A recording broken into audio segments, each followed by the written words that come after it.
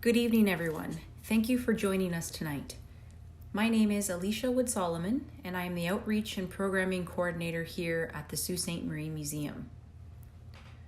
Our collections help promote and illustrate the history of the people and the development of Sault Ste. Marie and surrounding area to foster a better understanding of our local heritage and the ways in which local history relates to provincial and national history. For tonight's artifact presentation, we will be focusing on the theme of stitching and embroidery. Our first artifact of the night is of a 1945 women's makeup compact. It is composed of a silver metal top adorned with a floral needlepoint design and a black plastic bottom. The surface embroidery of this floral pattern was designed to attract attention, and for the woman that possessed it, surely enjoyed its special features. As most of you already know, a makeup compact similar to this one was used as a woman's cosmetic accessory. It held a makeup powder that served to touch up or powder one's face, similar to watching a woman touch up her lipstick. So why is something like this in our collections? It provides us with information about the intimate style and cosmetic trends of the 1940s. This piece can also tell us just how important embroidery and needlepoint design detail was in adorning women's accessories like this one. Now, today you won't be able to walk into your local Shoppers Drug Mart and be able to buy an exact makeup compact like this one, but you can still find makeup products like this for sale today. This women's compact with its beautiful hand-stitched embroidery design is timeless, showcasing its delicate and unique expression. Ask yourself, do you have an item, whether it is a piece of clothing or an accessory such as a handbag, a wallet, a cosmetic, or an electronic item that gives you the ability to express your own sense of uniqueness or sense of personality? Our second artifact of the night is of a patchwork quilt dating back to approximately the early 1900s. Each piece of the quilt has been hand embroidered using various stitches and thread colors. This patchwork quilt is a perfect example of working through and trusting the process of hand embroidery and stitching. A patchwork quilt like this one mostly took a generous amount of time to create, a long process that took skill, patience, and effort. We do not know much about the person who created this quilt, but we do know this person was able to express their design work using a wide range of colors and fabrics throughout. This quilt presents with various stitching and embroidery work using bright colors and standout fabrics. The museum keeps artifacts like this one in its collections because it tells us about the type of household items that were valued and used in the home during this period in the early 1900s. What do you think the creator of this quilt was trying to express? Was it maybe created to be given as a gift or made for family use in the home? Next up, for our third artifact of the night, is not your typical example of a traditional hand-stitched item. Here we have a house-shaped clothespin bag. The clothespin bag was an additional accessory used for storing clothespins for the purposes of laundry. As most of you already know, clothespins were used to help pin or hang laundry on clothing lines or racks. We do not know the exact year this artifact was made. However, we can say it dates back to the period between the early 1930s and early 1960s. In many modern households today, a clothespin house-shaped bag isn't normally something you'd find anymore. This artifact speaks to its specific situated era of time and the styles that were in trend during this period between the 1930s and 1960s. This heavy cotton bag was hand-stitched, and the freestyle stitching was designed along the bag to illustrate the delicate house-type features, which includes several window decorated with flowers, a front door entrance, and roof shingles. The person who created this clothespin bag worked through a slow hand-stitched process and worked through the thick cotton fabric, which at times was probably challenging, stitching through such heavy and thick fabric. It was not about perfecting a perfect house shape, but rather creating something that was unique and maybe even to make doing laundry just a little more fun. Moving on to our next artifact of the night, here we have a 1930s brass engraved thimble. Throughout the centuries, thimbles have been ever present and involved in the stitching and sewing of fabrics and textiles. Thimbles themselves greatly evolved over many centuries, derived out of bronze, made from leather or bone, crafted from silver, and so on. Thimbles are still used in quilting, hand sewing, and other types of decorative needlework. As hand sewing has become less common, the practical use of thimbles has declined. While working with fabric, individuals used to accidentally prick their fingers. The thimble helped ensure that this didn't happen, and in addition, it sure helped prevent any blood from getting onto your working fabric. Thimbles were great sewing tools to help prevent those finger pricks, and also helped aid against calluses developing on the fingers. Thimbles allowed for an increased ease in the process, for the wearer was able to work through the tough patches of fabric. Lastly, thimbles consequently reduced the likelihood of the person giving up on their project work because of the soreness and the pain that resulted from pushing the needle through layers of fabric that occurred for long periods of time while laboring. If you had to create your own thimble, what would it look like? Is there a tool or device that you can think of that helps you get through the process of each day? Something that allows you to focus, help stay calm, and engage in the presentness of the moment? Our last artifact of the night is of a roll-up sewing kit. Unfortunately, we do not have a known date for this item. It includes several needles of different sizes, some safety pins, and 2 thread spools. The roll-up sewing kit acted as a sort of foundational toolkit for stitching and sewing things. It acted as a form of a modern-day to-go travel kit that you could take anywhere with you, whenever or wherever you needed it. The sewing kit also functioned to help with the process of mending or fixing things on articles of clothing, quilt making, and other things. This kit was present to help mend the process of something that needed fixing, and in addition to creating something. Over the last 75 years, the look and style of roll-up sewing kits has certainly changed, whether it's from the size of the kit or what tools are in it, but the function of these kits is unchanging. It is there to aid and to help the person fix something that may be torn, ripped, or missing. To have a toolkit such as this one close by whenever you need it, it can provide ease when dealing with simple life tasks. We've all experienced a loose button on a jacket or sweater. Would you be able to sew a button back on if you had to? Does anyone have a sewing kit or something similar to this one in their house?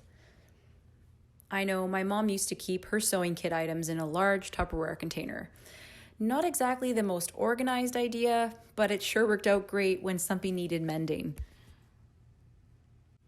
Well, that concludes our artifact presentation for tonight. For more information about our collections and current exhibits, please visit our website, www.siouxmuseum.ca. Be sure to also check out our Facebook and Instagram page as well for the most up-to-date news and events. Also, we will be uploading the previous artifact presentations from our last 2 sessions to the museum's YouTube page. So if you did miss February's previous sessions or want to re-watch one, you can catch them on our YouTube playlist. My name is Alicia Wood-Solomon, and I am the Outreach and Programming Coordinator here at the Sault Ste. Marie Museum. We hope you enjoyed tonight's presentation. We look forward to seeing you all again on March 23rd for our last artifact presentation. Thank you again for joining us tonight. Good night.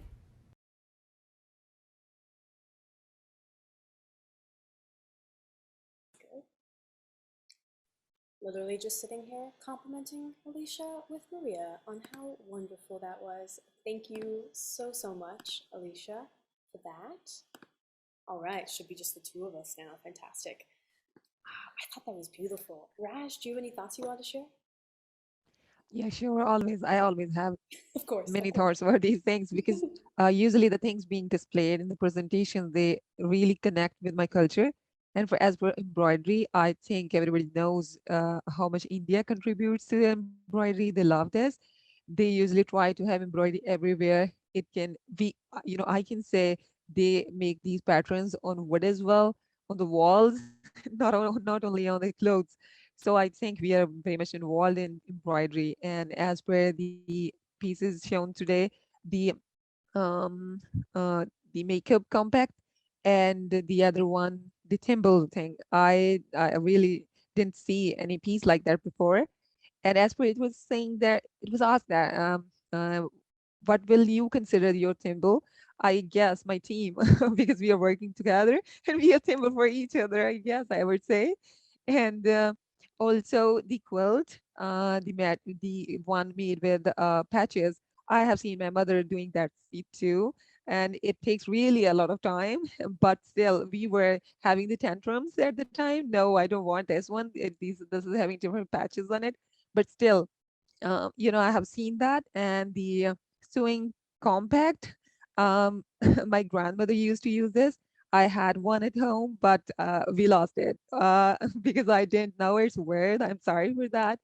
And the house shaped bag they made, it really reminded me the one bag I made when I was in bachelor's.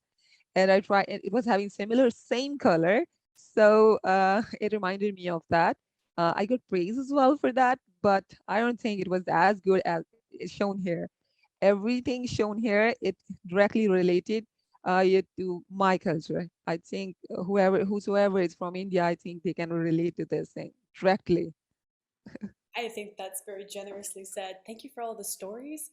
It's strange for me to imagine not having a thimble. You were mentioning earlier before this that you actually have never seen, I think, a metal thimble before. Is that correct? No, I haven't. As I told you that the hands are so stiff. Whosoever is involved in sewing, at my place, they never use these things. But maybe at larger scale, people are using, but not in homes. Even if they are sewing so much of stuff, but still they don't use it. They're so used to of piercing, having pins into their thumbs. My mother used to use to do these things just simply by hands and never having any kind of protection over there. I mean, I can think of no greater segue. Speaking of incredible skill, They would are be the right having time for us really to move on appreciable. to the wonderful, wonderful Art Speaks project. Thank you for sharing that, Raj. Thank you for being an incredible co-host. Thank you, Alicia, for speaking. Um, we do have a short list of art materials. Raj, do you mind reading them out? And I will get the spotlights switched over while you do that.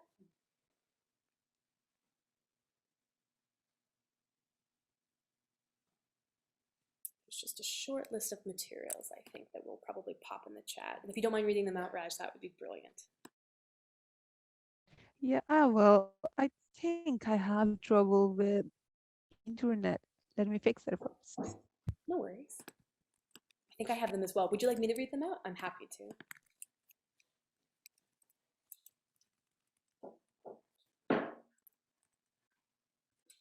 All right, we have art materials in the chat, and we have Maria on screen. Yeah, I'm This, here now. Okay. did you want to read them out, Raj? Yeah, sure. I will be reading. Okay, for today, you need the art materials, a canvas, new or used. It is up to you. Fabric, strips, sewing needle with threads, floss, yarn, whatever you can arrange. And what is this? Miscellaneous? Yes, yes, absolutely. Simple, yeah. Simple found objects to see onto your base, fabric, or canvas. These are the stuff you need today. That is awesome. Thank you so much for reading that out, Raj. I am going to, I believe, stop your video. Perfect. All right, so everyone should just be able to see Maria at this point. We'll have some nice music in the background momentarily. And also we will make sure that probably don't unmute it yet, Maria, just because there'll be echo. I'm going to keep going. Yes, okay. all I'm saying is that Maria is awesome.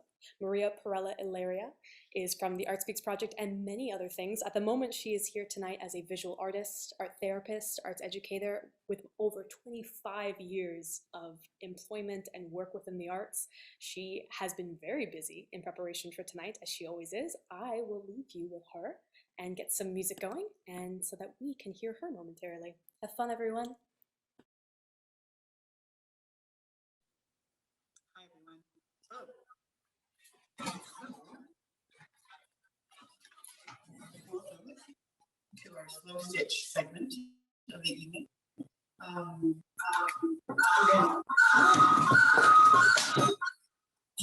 We just had some bad equipment. Sorry for all the technical stuff.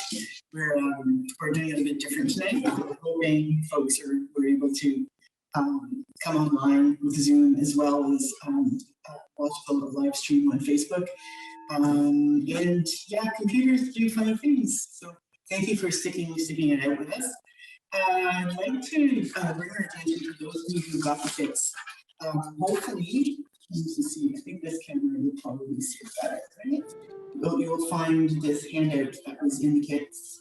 There was a 2-pager and front and back, and then it also had an assignment, an activity that we're going to do for next week as well. So I just wanted to bring your attention to this. Next, and also in your kits, you have a white envelope that says slow stitch on it. And in that envelope, you probably found tiny little canvas, some white glue, and tissue paper, and let's see, you had like a little bobbin of thread. Ooh, yeah, right. And you had some embroidery floss. You also had a pretty large needle. So I'm hoping no one stuck themselves with this, but it's a really big one, so that way you could use thicker cording and stuff, and it would be not too painful to poke through your canvases.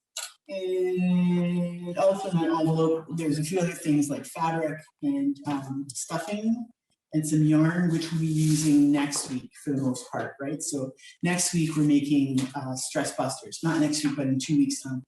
We're working on stress busters, which is part of the second activity sheet. So just so you know, that's what the materials are all about. And use whatever you can tonight, but make sure you save some fabric and all the stuffing for next week so that you can work on next time. Sorry, not next week, but in 2 weeks, so you can work on your stress buster.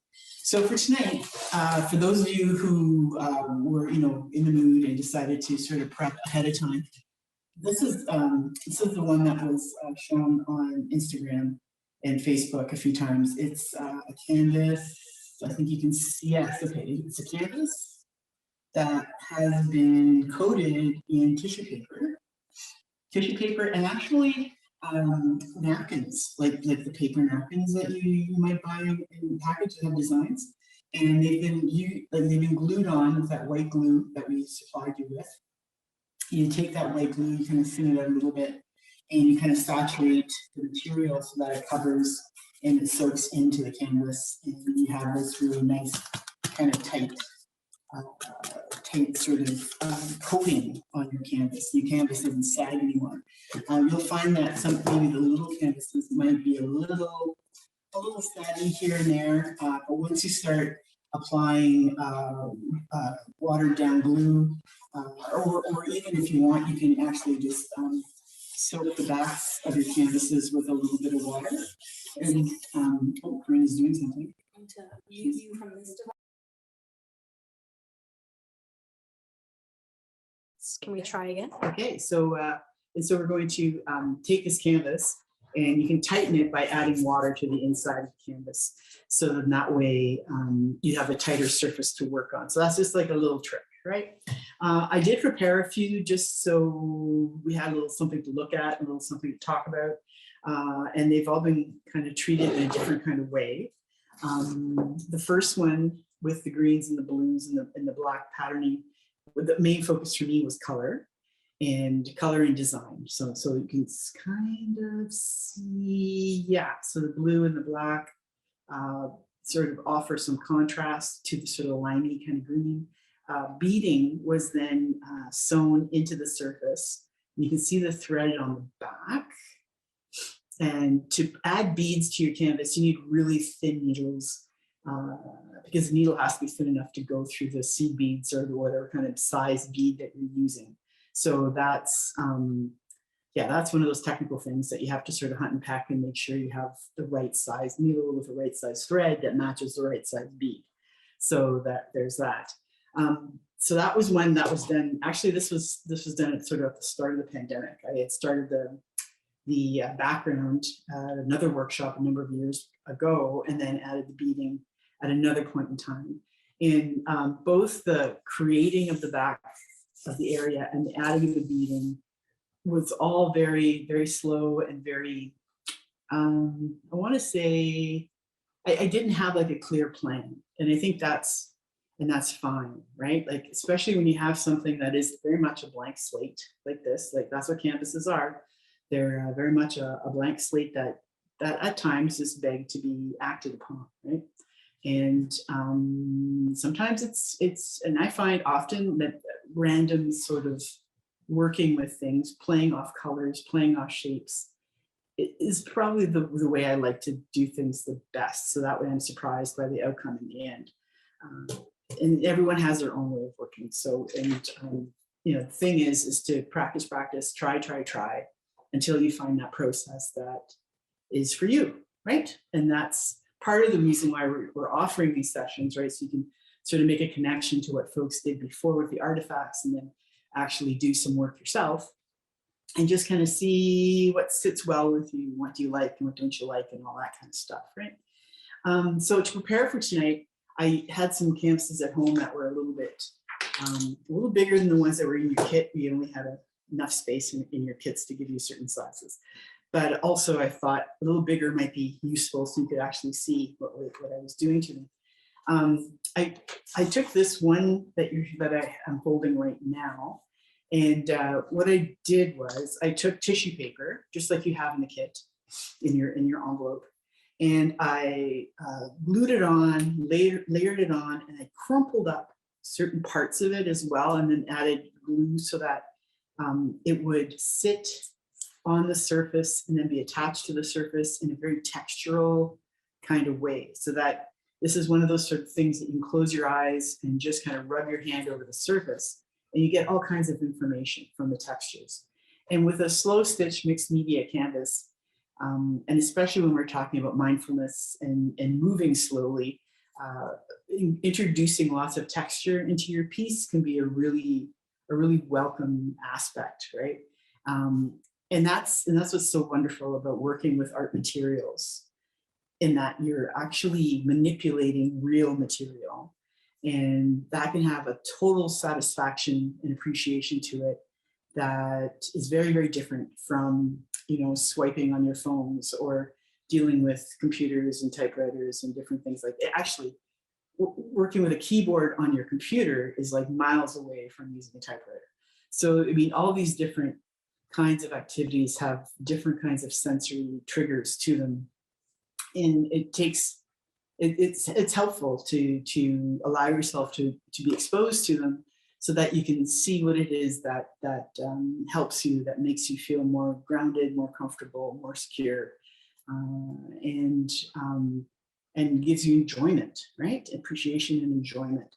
So that's part of the whole thing behind slow stitching as well, is to take your time, allow surprises to happen. And you can do, of course, you can plan things. Of course, you can decide, oh, I want this to go there and I want that to go there. But also to give yourself permission to sort of go off in a total different tangent, just because the materials kind of ask you to do that kind of thing. So I hope that's making sense to folks. With this canvas, this first one that I showed you that has all the, I don't know if you can hear sort of the rubbing and the texture. It's very rough, very, very rough, even though the colors are very bright and pastel-y and sherbety kind of thing. There is a real roughness to the surface, and that's kind of an interesting contrast to the mellowness of the color, the brightness also to the color, but then you have like this sort of roughness that's happening, right? And so life can be like that a lot, right? A lot of rough edges some days. So, you know, there's a bit of a metaphor going on there. I've added to this some other elements that are playful, that allow themselves to be worked with in a playful kind of manner. And they're like, I think they're actually called spangles. And I don't know if you can kind of see that they might reflect a little bit, but we have some that are sort of circular that stick out of the page.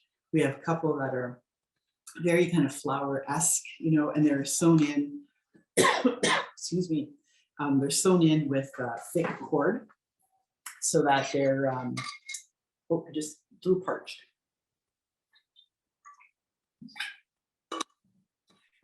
Stocking. Not enough perfect. There. So the cords are themselves thick and have a nice texture to them. So that's an interesting aspect to play with as well. I've also attached a piece of driftwood that is just kind of a neat shape. It you can kind of see, yeah, can you see? It sticks out. Can you see that? Yeah, it kind of sticks out from the surface of the canvas. And that's great, it gives it some depth. I might actually, I don't know if you can kind of tell, might be too hard to see because the camera is a bit far away. But it's connected, I've sewn it in one section, but there's like a little arm that's kind of keeping it from going flat against the surface. And I haven't decided yet, and I might, before I'm done attaching it, I might actually poke it through the surface of the canvas so that it protrudes from the other side. So we'll see. I may or may not do that. You can see how the cord is at the back, already kind of showing, kind of thing. So I would suggest to you to decide if you want to add lots of tissue paper to your surface, or this is another one that I've done as a prep. Or you can also do it really minimally, like I did with this one here. I took a marker first and I drew dotted lines. I tend to do circular things. That's just my aesthetic. I always tend to do circular, curvilinear kind of things. Everyone's got their own idiosyncratic way of dealing with the surface.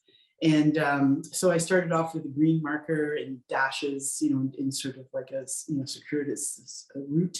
Then I added the hot pink, and then I added little black kind of dashes and sort of a tiny circular fashion, and then just three or four pieces of tissue paper, not as thickly layered as the previous one, but still giving a dash of color and certainly altering the texture of the surface of the canvas.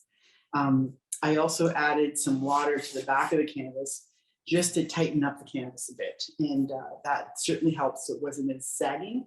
And that's an important thing. Like when you're going to start sewing into a canvas, you kind of want it to be taut. You want it to be tight so that materials are, so when you're poking your needle through, it actually goes through. And it also makes it sort of like a drum that you can play against, kind of thing. So you get a bit of a sound thing happening, a texture thing happening. It's a very kinetic process, right? Working with these found materials. And then a third one that I have that I haven't really even thought about yet, and this one I might actually end up working on this piece right now, just because it's very much just a blank canvas with a whole bunch of spangles, a whole bunch of found little items. So I think I might after I secure my stick onto this other canvas, I might start playing with all these little guys and see what I can do in terms of attaching these little bright spangly bits to the surface of this canvas. And I don't know if its back is going to stay white. I don't know if at some point I might introduce color in a way that it will also end up, you know, traveling over top of the spangles and stuff. That part I haven't really planned yet. But the main thing is I'm going to try and work on these pieces a little bit here, a little bit there, and just try to do it very slowly, very kind of methodically, in the sense that I will work on one for a bit, see how I feel, maybe this, working on this will give me an idea about working on something else, move over to that piece, work on there, and then maybe go work on another piece. That's kind of how I do things. I tend to work from multiple places at the same time. Not everyone has to do that. And you can certainly start one part of it. And we are going to go probably till about 8:25, I'm thinking, so about a good 45 minutes. And you see how far you get, and then maybe on the weekend you pick it up again and you do some more, right? And maybe you do some more a few days later. So that's the thing with slow stitching, right? It's as slow as you need it to be, and it's one of these things that you can always come back and add to. And it's also a nice way to sort of be in the moment and just allow your thoughts to hang out and be with you. So, that being said, I think I'm going to figure out how to attach this stick and decide. I might not decide everything about the stick just now, but I think I might decide enough so that I can actually secure it so that it's not constantly moving. And I apologize to those who might have gotten the really big-eyed needles. They may be a little stubborn going through the canvas in multiple layers. But the saving grace is that they will take a fairly stout thread and yarn. So while they may be, if you had a thimble, it'd be easier to push them through. But we didn't think to give you thimbles. So hopefully you'll be okay. And sometimes if I have a hard time pushing my needle through a surface, I'll use a tabletop, right, to give me some leverage. I'll push the needle through against the wood of the tabletop, and that'll help it push through. So I'm also trying to tie a knot here to make it stay, because that's part of it, right? You want things to be able to stay. And I know we asked you to collect memorabilia, any kind of found things you have around the house.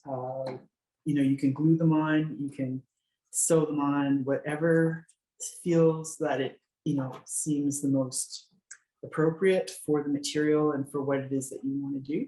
And with a lot of these things too, you can add them, and then you can always move them around later or add something else over top.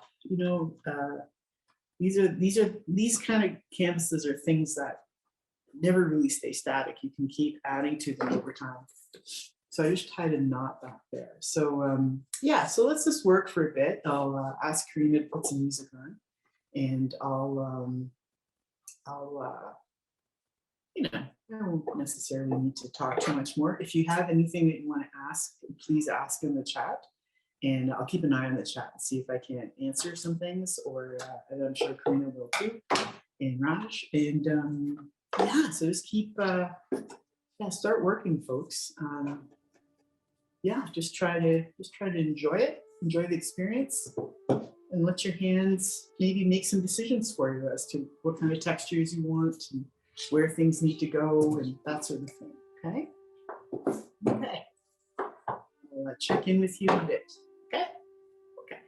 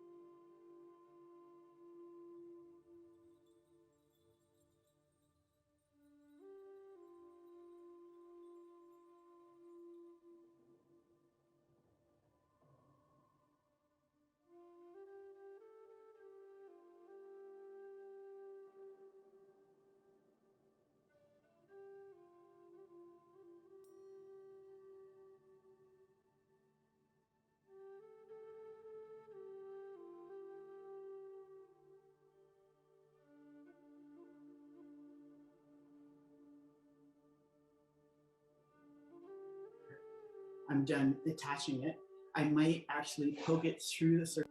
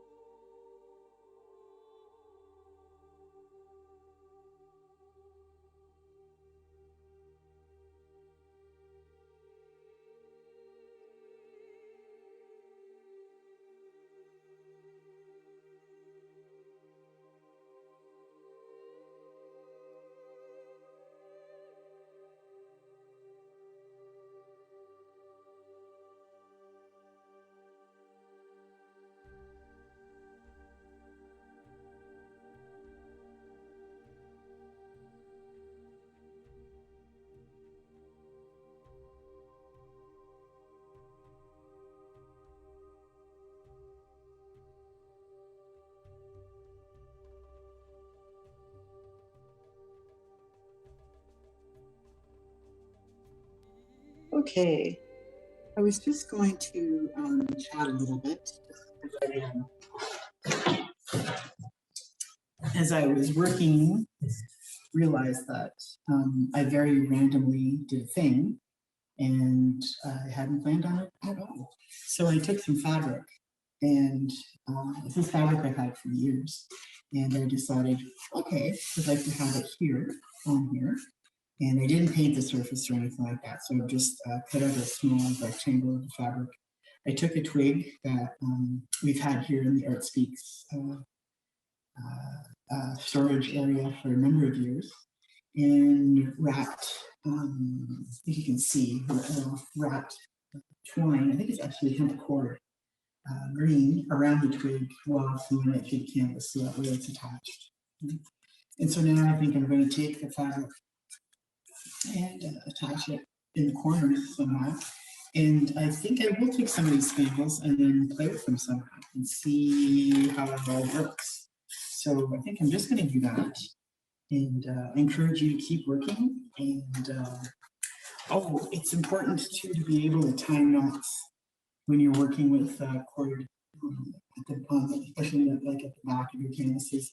Tie a knot at the end of your cord and make sure that the knot is big enough that it doesn't go through the hole that is made by your needle. That's another kind of thing about working with threads and different things like that. You don't want to be taping stuff and that kind of thing. You want to be able to secure things in a very tight kind of fashion so that things hold together. So maybe practice with knot tying in some capacity, in some way. And again, try to match the thickness of your cord with the whole needle, which will then give you hopefully a nice large knot at the end that will stop the thread from getting away and moving out of the canvas. Right? So that's just a thing. You probably already do that, but I just thought I'd offer that as something to think about. And yeah, I'm just going to play with a few things. And part of the thing about a slow stitch thing, especially if you're using hand objects, is just maybe there are memories that come back from some of the items that you're using. Especially if you have lots of memorabilia, if you're using buttons from old favorite outfits from way back when, or you picked up the on a walk on one of the beach somewhere, or and then revisiting all these old memories can also be quite soothing and calming at times. So that's another positive aspect of working with found materials, especially things like maybe yours, and if you're a person who collects a lot of things that you pick up on walks and things like that, especially organic materials, it can be quite a lovely way to re-examine those textures and re-examine those times in your life. And it can be a very, at times, soothing, sometimes a little unsettling, I'm sure, but sometimes, you can sort of get a perspective of distance that you have. And transformation, that's the other thing too. Like often, a lot of materials that we collect along the way may have specific meaning at the time that we collect them, but then we revisit those items in that time frame, things may change in terms of their meaning. Is this one not? They didn't hear that. Oh, they didn't hear that? Well, the fact that I moved you to another microphone. Oh, they didn't hear. I just said that. Okay. Exactly. Now they heard it. It's So it's okay. To continue. Bye. I swear, by the last session, we'll have all these bugs figured out. Not to worry, folks. Thank you for your patience. But that's Maria's sound is glitching. Okay, thank you for telling us. Okay, and hopefully you can hear me now, right? But that's part of the thing, is that collecting memorabilia and using them in art pieces is a nice way to reflect upon those times, and sometimes actually helps one sort of pay attention to how you may have changed from that time till now. It affords a form of transformation, but perspective, which sometimes, you know, life gets too busy and we kind of miss out on that idea of perspective, and it helps to have some perspective sometimes. So I hope that makes sense, and I hope it resonates with people. And the thing too about working creatively, it's like I said, I think during our first session, it's actually a lot of work. It's I know people will make light of it and say, oh, it's just art, anyone should be able to be good at it. And that's not the point. It's about self-expression. It's about using material in a very tangible, functional sometimes, and symbolic kind of way to help ourselves express what's going on. And that is worth so much more than people really realize, right? It's more than fun. It can be very gratifying. It can help transform lives. It can certainly give new perspectives on things, and just help us focus perhaps on, you know, new goals, or, you know, different approaches to things, that sort of stuff. So I think I'm just going to try and we've got about another 15 minutes. So you can just keep on working, and I'm just going to secure this fabric and then hopefully start attaching a few more things.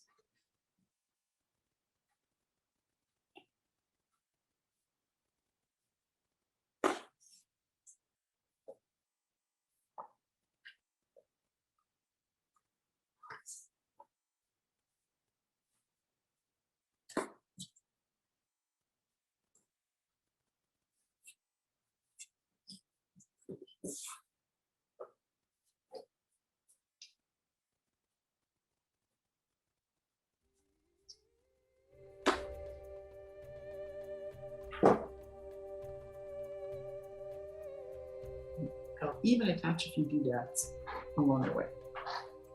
Oh, Karina is back. What is Karina doing now? I was being a disturbance. I was curious, did you wish to remain unmuted, or would you rather be muted? Probably unmuted is just as good, right? It's quarter after. Figure 10 more minutes. I turn the music on quietly, and I'll check in and make sure that's okay. Good stuff, ma'am. I tell you, it takes a team. As Karina dances out of the room. You can't prove that. Oh, folks, I tell you.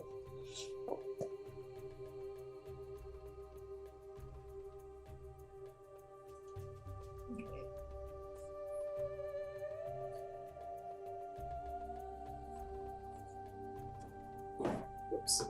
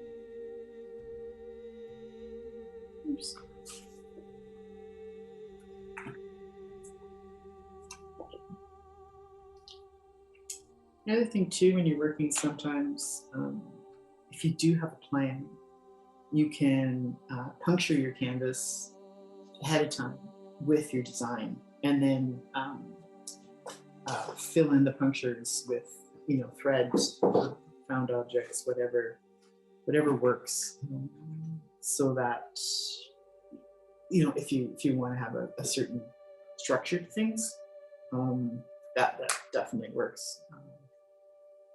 And that, obviously that would take a bit more planning, not a whole lot more planning, but let's say there was a word you wanted to have sewn into your canvas, right? Then you could poke a number of holes as to what the word is, and then use thread and beads and different things to fill in the lines, as I say.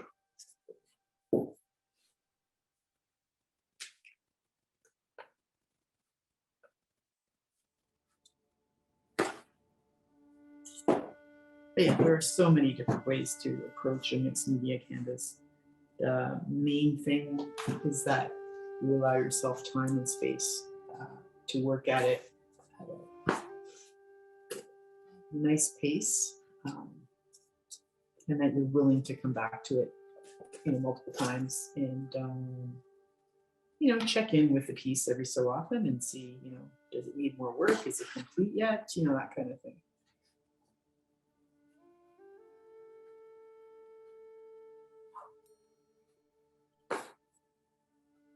Having a dialogue with the art pieces is a nice way to get to know your own aesthetic, and also get to understand how different materials work.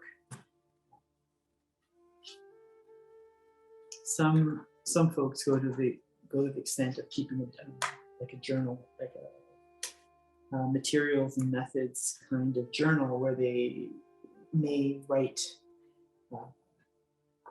keep notes on their process, so that they can, replicate different methods down the road, and or they might keep account of things so that they can just remember how they felt or what they were thinking about at the time of the production as well. So it is very much, when you take a look at the creation of an art piece,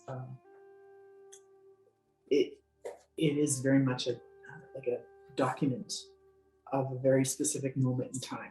So and especially during times of duress, like during the pandemic, and during times of global upheaval, as we are dealing with right now, these pieces that we're working on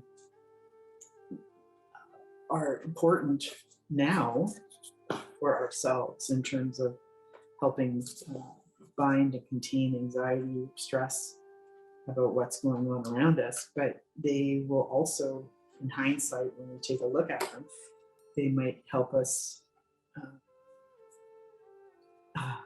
they might reveal to us just what we were going through at this time, and help us process it maybe a bit more effectively or holistically, right? So art is important for all kinds of reasons, but self-expression is, I think, even to look at creating as a form of self-expression is probably a key element, and is important to help us make the connection between what's going on internally, what's going on emotionally, what's going on around us at the same time, and how our environment is affecting us, and how we in turn are impacting our environment. So, internal environment, external environment, it's all connected.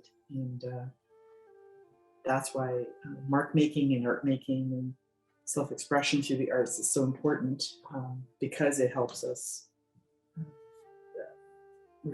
reflect that, process, our internal and external environments, and help us understand our place in the world. So, all good stuff. Almost an attachment fabric. And again, we encourage everyone to send photos, send pictures of work that you, even as a work in progress. It's always good to see what you've come up with. Let us know if it's okay to share it on our Instagram and Facebook pages. And yeah, it's always good to see what people are doing. So please don't be shy about sharing your images. I think it almost.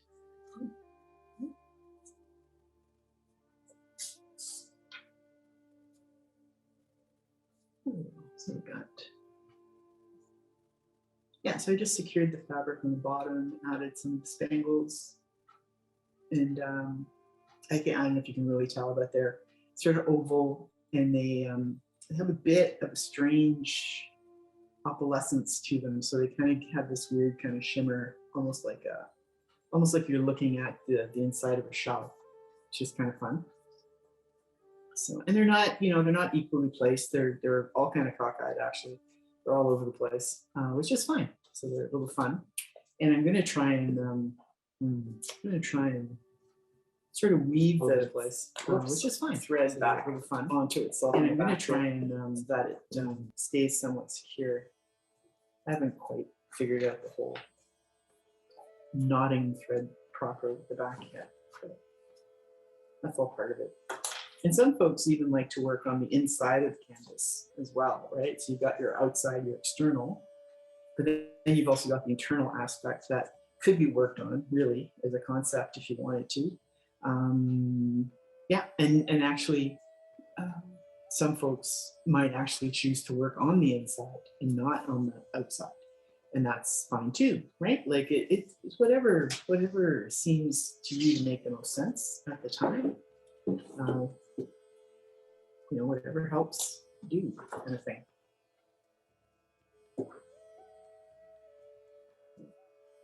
Just gonna try and tie this off. Where can I lay here? Whoa. I always end up dropping spools of thread and poking myself with needles. And it's very much a full contact sport. Yeah.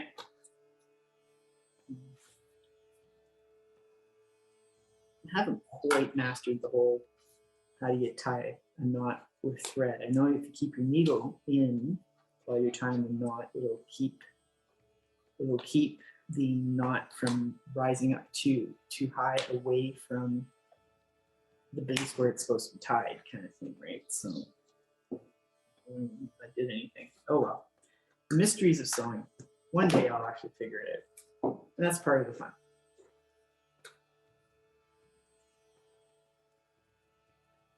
Now, some of the artifacts that we saw had some great embroidery and cross-stitch quilting techniques, and those are truly wonderful. And you can very easily go to YouTube and pick up all kinds of tutorials on YouTube as to how to do proper formal embroidery, cross-stitch, quilting.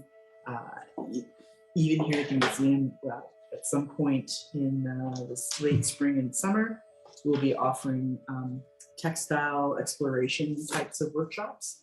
So something to keep it, if you're enjoying working with fabric and thread and that sort of thing, it might be something that you might want to sort of keep an eye out for. And it'd be great to have you. So yeah, there are all kinds of, and really sewing and weaving, knitting, crocheting. These all started out as, it'd be tanning leather, that kind of thing. This is all very pragmatic stuff that is very, very old. Because this is how humans clothe themselves for years, right? There are people who made the fabrics, made the tapestries that were in the buildings to keep people warm, made the blankets, that kind of stuff. So, and they were great artisans who would learn wonderful skills. And it's a bit of a lost art now, but you can always find people who know what they're doing. So we actually have the Algoma Weavers Guild, who occupy space here at the museum, and they offer courses. There's places like Shabby Motley, where they used to offer knitting classes, and they've now sort of joined hands with Home Bakery. So they're on Queen Street. So it's Home Bakery in Shabby Motley. So you can go in for some nice homemade bread and vegetarian lunches, but you can also learn how to knit. So, you know, a great place in the Sioux to check out too. So yeah, so it's kind of wonderful. The Sioux has got some great diversification in terms of different art forms that are here. And this is something to check out. Should you be, you know, curious about that kind of stuff. Let's see.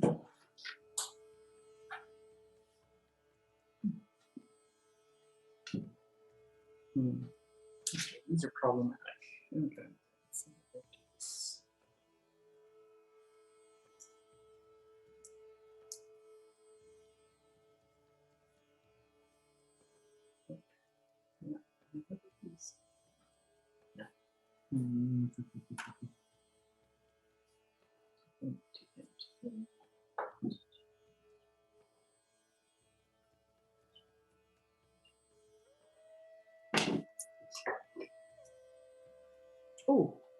Oh, sorry folks, I just realized it's almost 8:30.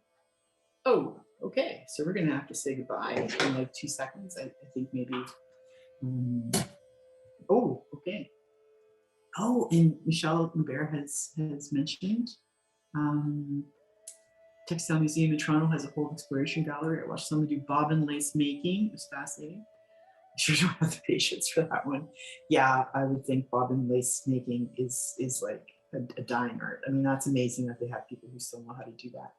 And Elizabeth, thank you. I try to, well, yeah, I'm usually pretty hepped up, so I'm glad that tonight I was able to be a bit more relaxing and zen-like. So that's lovely. Thank you very much. I'm usually a bundle of like hot anxiety, so thank you for that.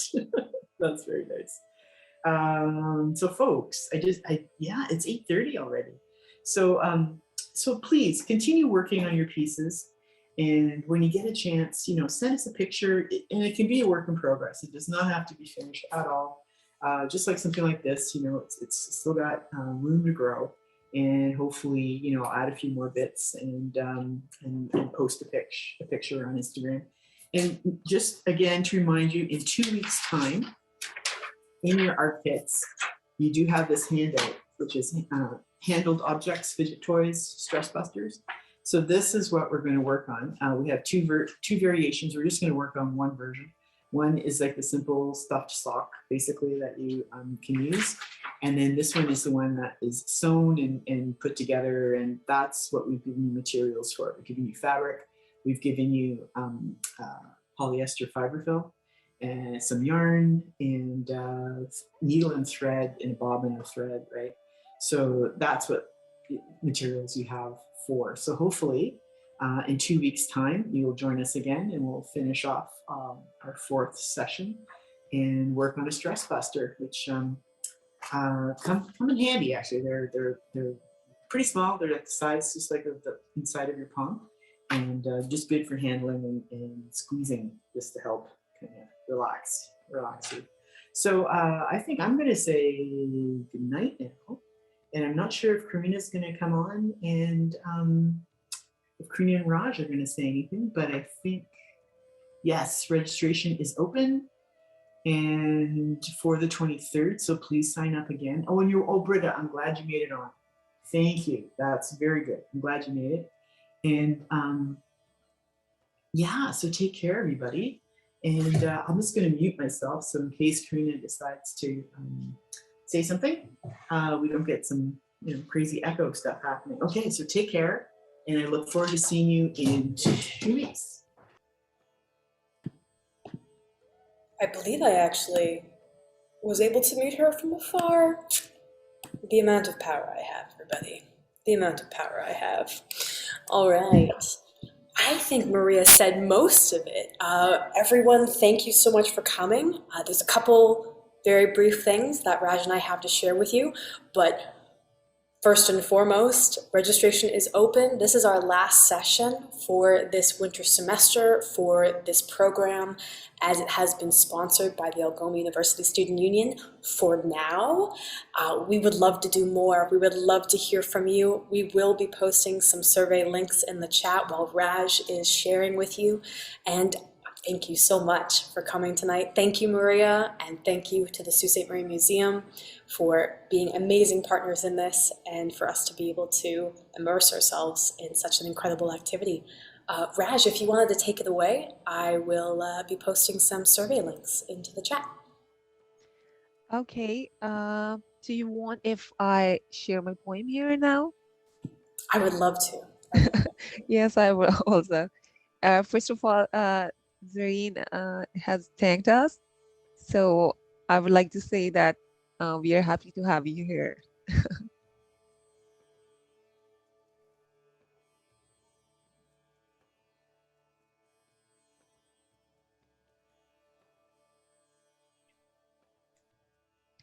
Okay. Can you hear me? I can hear you. Okay. Actually, my system was showing that you're muted. I was wondering about that. And this is the name I have given to my poem, that it means tiny matter. Matter is very tiny, but still it matters big. Big is, I have seen Maria working with these things, so I thought, why not to go with this, as I write in here. Any of lean threads, as you can use, when a tiny needle threads over the cloth, obviously. Beautiful patterns beat all tension and worry, and what people call it, they call it embroidery. So I just, what I see, I you just made a poem out of that. Thank you so much. I want to be clear to everyone on this call that Raj wrote that Yeah. while everyone else was doing art making. So the art making is alive and well and comes in many forms. If, like Raj, you would like to share with us what you've been working on, I love work in progresses. Everyone loves work in progresses. That is what art is all about. And anything you wish to share, we dropped the links and our handles in there. You are welcome to share it with us. We would love to boost it for you, either with or without credit. Up to you, of course. We will never claim that we made something that we did not. Thank you. Thank you so much for coming and joining with us tonight. We hope you can make it in 2 weeks' time on March 23rd for the Stress Buddy. I think it's the one I'm most looking forward to because I'm extremely stressed. I'm a student. We're going into finals. Anything else you wanted to add, Raj? Because I believe I am going to close up this meeting and wish everyone well. I think we are good to go right now. And people are asking, I don't know if I am a poet or not, but still, I just like to write these things. I don't know. I'm not sure. According to this meeting right now, and our wonderful 10 participants, now I think 9, who have stuck around, I think that counts. Thank you, Raj, for that. Thank you for being an amazing co-host. I will take off our spotlights and probably at most just a minute more, keep Maria on screen muted so that everyone can be able to have a great night and continue on with their work. I will drop the survey back in the chat and I will email it out. Thank you so much, Dylan. Also nice to see you. Thank you so much, everyone. Take care. Yeah.